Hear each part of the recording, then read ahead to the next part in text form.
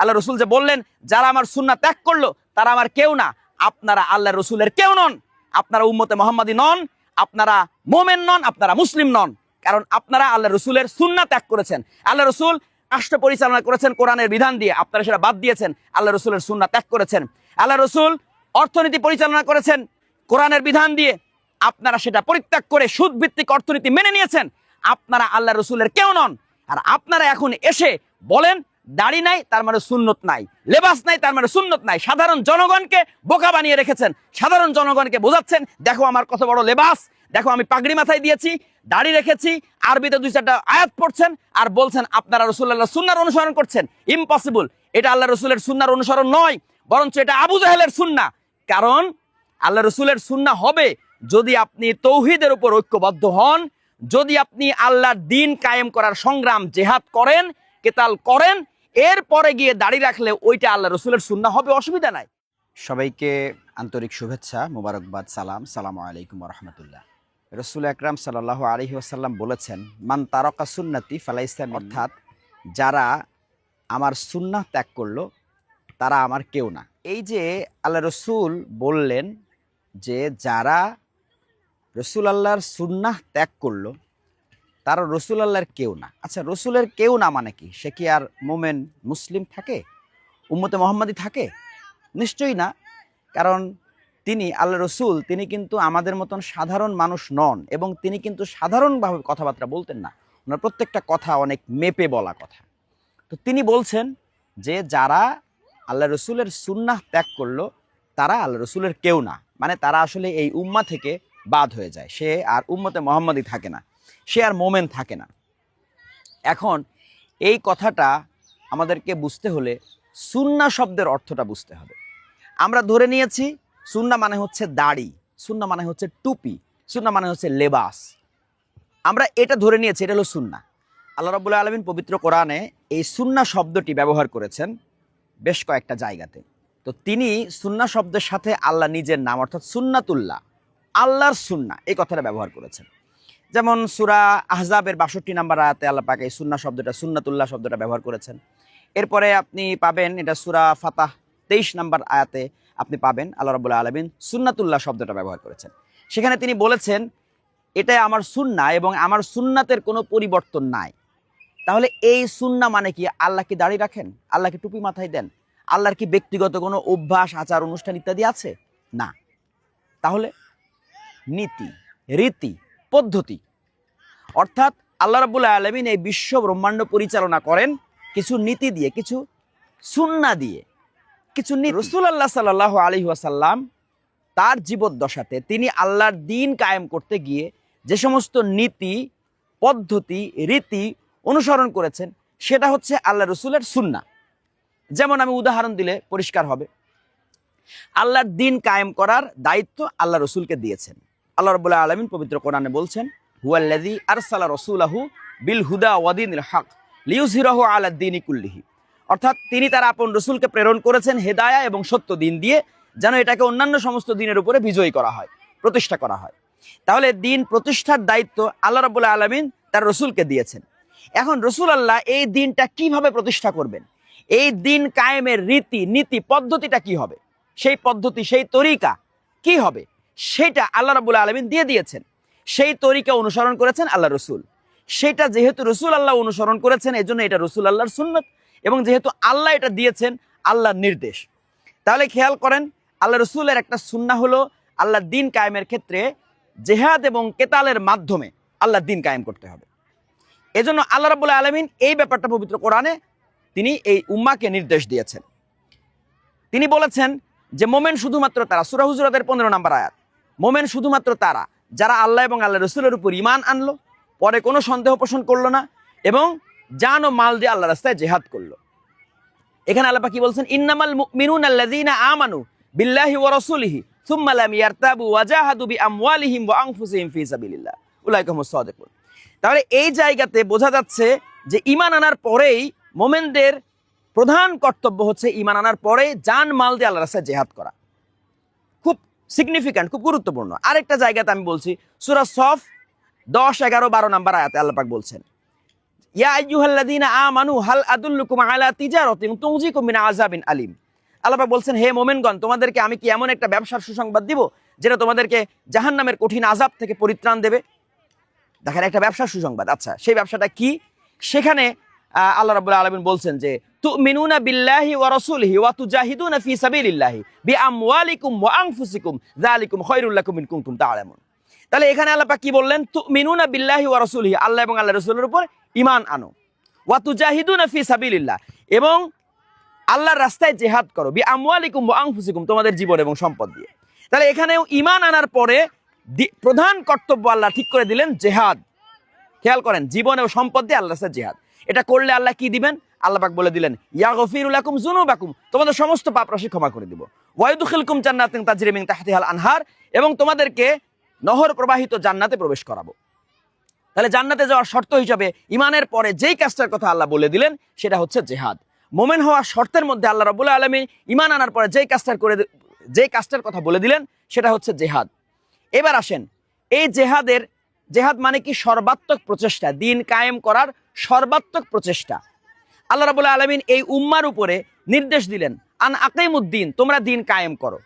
তাহলে দিন কায়েম করো, এটা নির্দেশ দিলেন সূরা শুরার 13 নম্বর আয়াতে। দিন কায়েম করার জন্য এবার কি করতে হবে? জিহাদ করতে হবে, এটা নির্দেশ দিলেন সূরা সফ এবং আমি যেটা একটু আগে বললাম যে সূরা সফ এবং সূরা হুজুরাতের 15 নম্বর আয়াতে আল্লাহ রাব্বুল আলামিন বলে দিলেন যে ঈমান আনার পরে জিহাদ করতে হবে। এরপরে আল্লাহ রাব্বুল আলামিন বলে দিলেন, যখন রাসূলুল্লাহ সাল্লাল্লাহু আলাইহি ওয়াসাল্লাম এবং তার আসহাবগণ ওনারা চলে গেলেন মদিনাতে যাওয়ার পরে আল্লাহ আর একটা নির্দেশ, সূরা বাকারার 216 নম্বর আয়াতে আল্লাহ রাব্বুল আলামিন বললেন, কুতিবা আলাইকুমুল কিতাল, তোমাদের উপরে কিতাল অর্থাৎ সশস্ত্র যুদ্ধ করা ফরজ করে দিলাম। এইবার রাসূলুল্লাহর জীবনী দেখেন, রাসূলুল্লাহ মাত্র 10 বছরে 107টা যুদ্ধ করেছেন, অর্থাৎ অভিযান প্রেরণ করেছেন। তিনি নিজে যুদ্ধে অবস্থান করেছেন, অর্থাৎ নিজে অভিযান পরিচালনা করেছেন 27টা, এবং মুতা সহ মোট 28টা গাজুয়া। কিতাবুল মাগাজি খোলেন, এমন কোনো মাস নাই যেই মাসে রাসূলুল্লাহ যুদ্ধে যান নাই, যেই মাসে রাসূলুল্লাহ কোনো অভিযান প্রেরণ করেন নাই। এটা খুঁজে পাওয়া মুশকিল। ছোট্ট অল্প সময়ের মধ্যে এত সংখ্যক যুদ্ধ, এত সংখ্যক অভিযান আমার জানা মতো অন্য কোনো সেনানায়ক আমার মনে হয় পরিচালনা করে নাই। রাসূল আকরাম সাল্লাল্লাহু আলাইহি সাল্লাম যে পরিমাণ যুদ্ধ করেছেন, উনার জীবনীটা দেখেন। যখন উনি ইন্তেকাল করলেন তখন উনার সাথে কি পাওয়া গেল? সিরাত গ্রন্থ খোলেন, সিরাত ইবনে ইসহাকের মধ্যে এসেছে, রাসূল আকরাম সাল্লাল্লাহু আলাইহি ওয়াসাল্লামের ইন্তেকাল করার পরে উনার বৈষয়িক সহায় সম্পত্তি বলতে কিচ্ছু ছিল না। কি ছিল? ছিল 9টা তরবারি, ছিল বল্লম, ছিল ঢাল, আর কি ছিল? বৈষয়িক সম্পত্তি কি ছিল? ছিল একটা খেজুরের খোসা ঢোকানো একটা বালিশ, ছিল খেজুরের পাতার তৈরি একটা চাটাই। এই হচ্ছেন 32 লক্ষ বর্গ কিলোমিটার এরিয়ার অধিপতি, বিশাল এরিয়ার তিনি তখন রাষ্ট্রপ্রধান। অথচ উনার সহায় সম্পত্তি বলতে এই চাটাই আর বালিশ ছাড়া তেমন কিছু না, একটা পানি খাওয়ার মশক, চামড়ার তৈরি পানি খাওয়ার মশক, আর বাকি কি? 9টা তরবারি। কি বোঝা যায় উনি কি ছিলেন?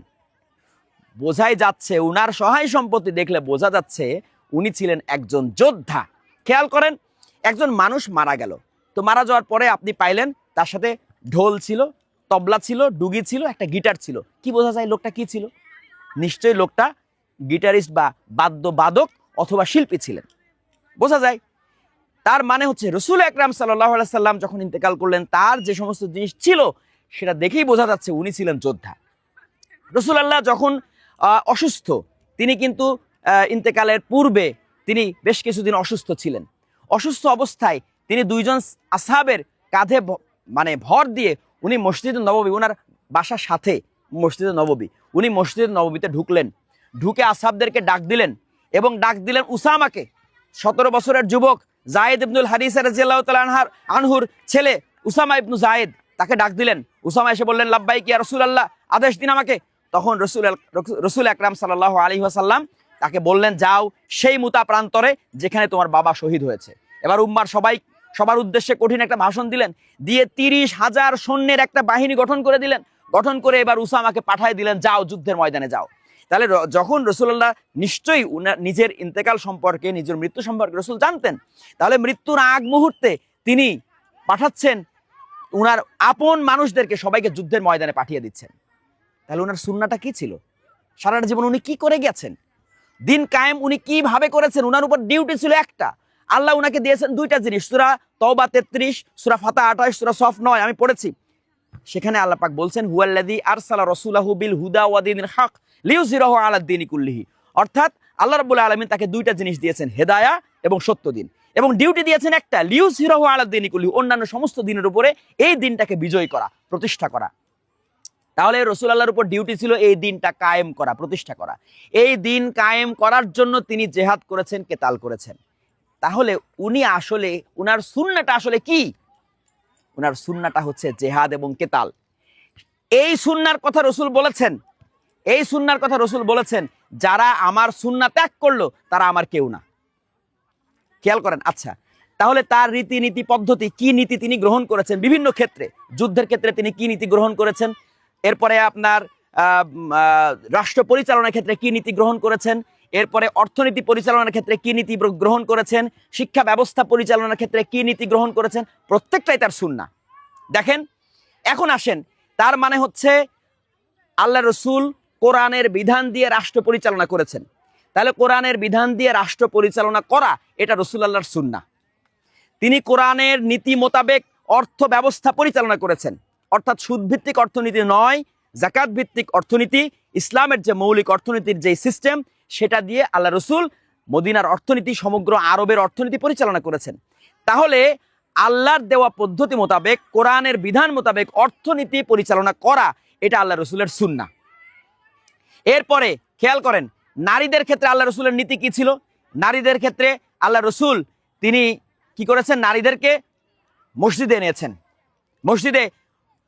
নারীদেরকে মসজিদে এনেছেন।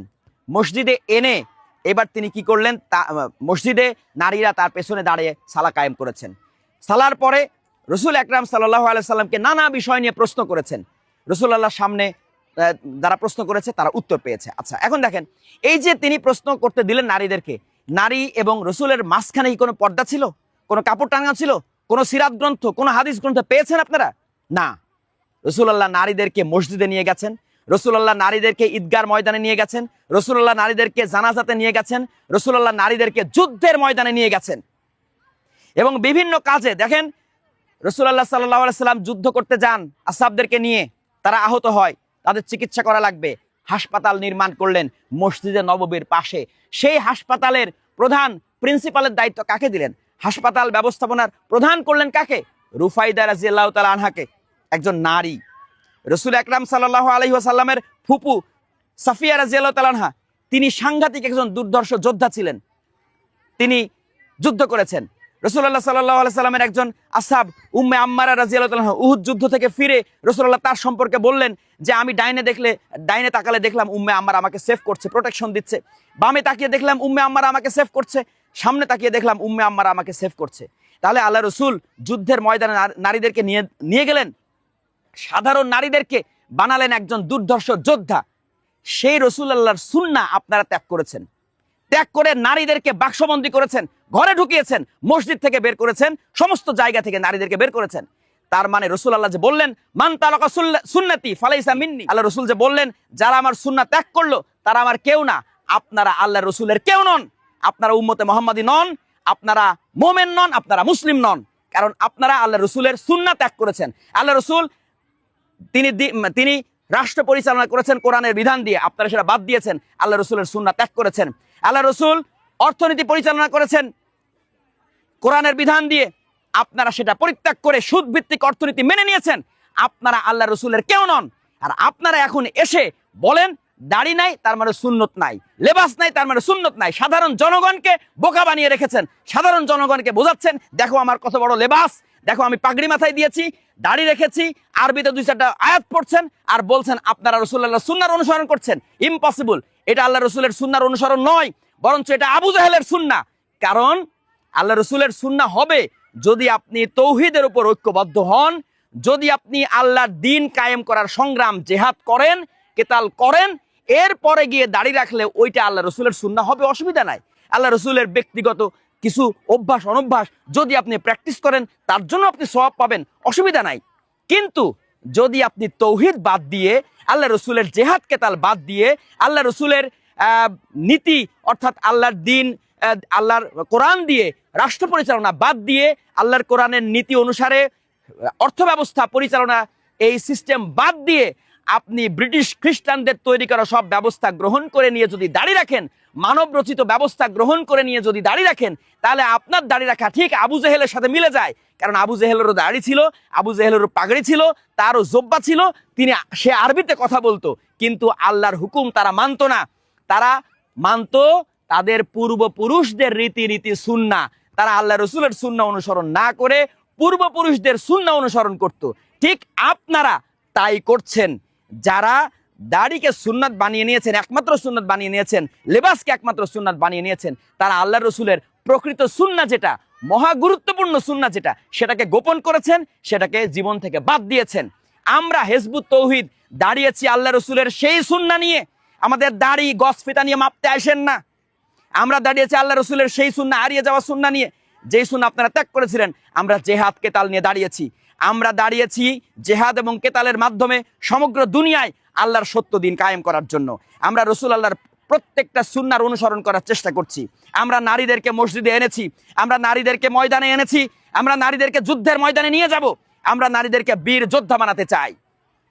আপনারা সেগুলি বাদ দিয়েছেন। কাজে আমাদের গসপিতা নিয়ে আমাদের এই দাড়ি টুপি মাপতে আসেন না। যদি পারেন আসেন, তৌহিদের উপরে ঐক্যবদ্ধ হন। সম্মান বাড়বে, কমবে না। ইজ্জত বাড়বে, কমবে না। আপনি আজকে যে জিল্লতির জীবন আপনার, সেটা কেটে যাবে, ভালো একটা জীবন পাবেন। আল্লাহর দিন কারো ক্ষতি করে না। আল্লাহর দিন সবার জন্য একটা সুন্দর একটা ব্যবস্থা। আল্লাহর দিন সবার জন্য একটা সুন্দর জীবন দেবে ইনশাল্লাহ। কাজেই আমি উদাত্ত আহ্বান জানাচ্ছি, আমাদের বিরোধিতা না করে, আমাদের সামনে প্রতিবন্ধকতা সৃষ্টি না করে, আমরা আল্লাহর দিন নিয়ে দাঁড়িয়েছি, কলেমা নিয়ে দাঁড়িয়েছি। হিজবুত তৌহিদের ইমাম জনাব হুসাইন মোহাম্মদ সেলিম, তিনি সমগ্র মানব জাতিকে লা ইলাহা ইল্লাল্লাহ মুহাম্মাদুর রাসূলুল্লাহ এই কলেমার উপর আহ্বান করছে, ডাক দিচ্ছে। আল্লাহর দিন কোরআন দিয়ে সমাজ, রাষ্ট্র, অর্থনীতি, দণ্ডবিধি সমস্ত কিছু পরিচালনা করার জন্য তিনি দাঁড়িয়েছেন, সবাইকে আহ্বান করছেন। আমি তার পক্ষ থেকে সবাইকে উদাত্ত আহ্বান জানাবো, আসুন আমরা ঐক্যবদ্ধ হয়ে আল্লাহর দিনকে সমুন্নত করি, আল্লাহর দিনের পতাকা সমস্ত পৃথিবীতে উড্ডীন করার সংগ্রামে রত হই। সবাইকে আল্লাহ হাফেজ। সালামু আলাইকুম রহমতুল্লাহ।